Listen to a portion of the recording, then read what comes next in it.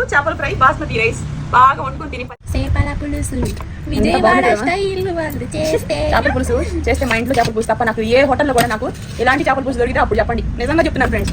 అబ్బో చేపల పులుసు అంటే ఎంత అద్భుతంగా ఉంటుందా అనేది గట్టిగా చేస్తాను. ఇంట్లో వాళ్ళు తిని నన్ను 100-150 మార్కులు వేస్తారు. అంత బాగా చేస్తాను. ఏం కూర? కోడిగుడ్ల కూర, చేపల కూర. చేపల కూర దా తిని. ఈ చేపను కొంచెం ఎంత చూసిగా ఉంది చూడండి ఫ్రెండ్స్. బాగా చేశాను. మా ఫిషెస్ లెక్క బాగుంది సరే. ఏంటో ఇంత చూసి చూసి చేశాను. తినేసి చేపలు ముళ్ళు తినడానికి రాదు తింటాను. ఈ చేపలు చాలా బాగా చేశాను ఫ్రెండ్స్. చూసిగా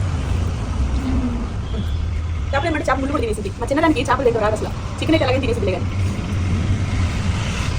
తినమా.